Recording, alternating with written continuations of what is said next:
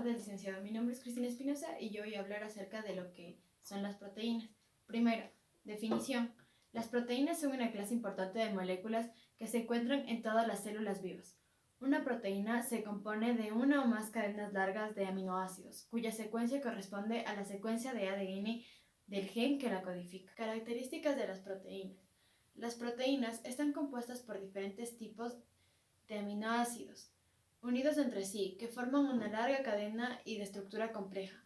La secuencia de los aminoácidos determina la forma de la proteína y por consiguiente consigue la función. El segundo tema a tratar va a ser tipos de proteínas. El primer tipo de proteína es los enzimas. Los enzimas actúan como catalizadores en reacciones bioquímicas, es decir, las aceleran. Cada enzima reúne o reconoce uno o más sustratos, las moléculas que sirven como material de partida para la reacción que cataliza. El segundo tipo de proteínas son las hormonas. Las hormonas son señales químicas de larga distancia liberadas por células endocrinas que controlan procesos fisiológicos específicos tales como el crecimiento, desarrollo, metabolismo y reproducción. Mientras que algunas hormonas se basan en esteroides y otras proteínas. Otro tipo de proteínas son los aminoácidos. Los aminoácidos son monómeros que componen las proteínas. Específicamente, una proteína está compuesta de una o más cadenas lineales de aminoácidos, cada una de las cuales se denomina polipéptido. El otro tipo de proteínas son enlaces peptídicos.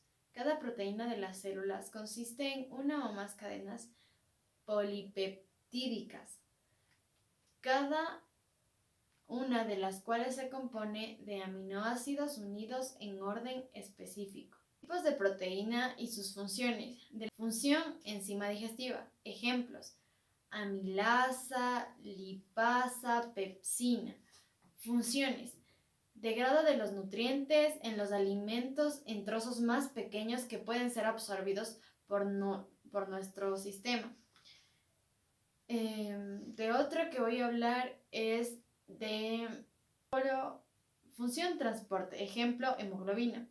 Transporta sustancias por el cuerpo en la sangre o linfa. Función, estructura.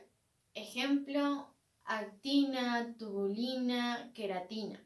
Funciones, forma diferentes estructuras como el quitoesqueleto. Función, señalización hormonal. Ejemplos, insulina.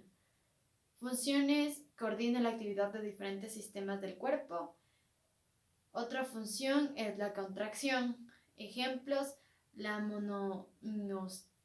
miosina. La función es lleva a cabo la contracción muscular. Otra función es el almacenamiento. Proteínas de almacenamiento en verduras o clara de huevo. Su función es proporcionar alimento de desarrollo temprano del embrión. Bueno, el siguiente tema que voy a tratar es la estructura de las proteínas. Podemos distinguir 4 niveles de estructuración en las proteínas. Del primero que voy a hablar es la estructura primaria de las proteínas. La estructura primaria viene determinada por la secuencia de AAA en la cadena proteica. Es decir, el número AAA presentes y en el orden que están enlazados, las posibilidades de estructuración a nivel primario son prácticamente ilimitadas. De la segunda que voy a hablar es la estructura secundaria de las proteínas. La estructura secundaria de las proteínas es el plegamiento que la cadena polipéptida adopta gracias a la formación de puentes hidrogenados entre átomos que forman el enlace peptídico.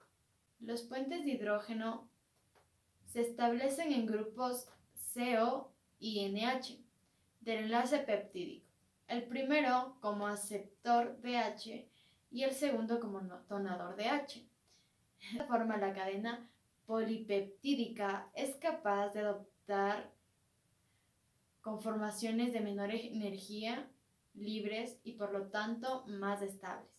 Voy a hablar de la tercera estructura, que es la estructura terciaria.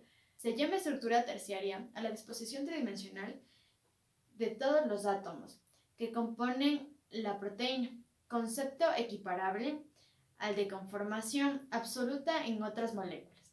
La estructura terciaria de una proteína es responsable directa de sus propiedades biológicas, ya que la disposición espacial de los distintos grupos funcionales determinan su interacción con los diversos ligandos. Estructura cuaternaria de las proteínas. Cuando una proteína consta de más de una cadena polipeptídica, es decir, cuando se trata de una proteína oligomérica, decimos que tiene estructura cuaternaria. Bueno, eso es todo y muchas gracias por su atención.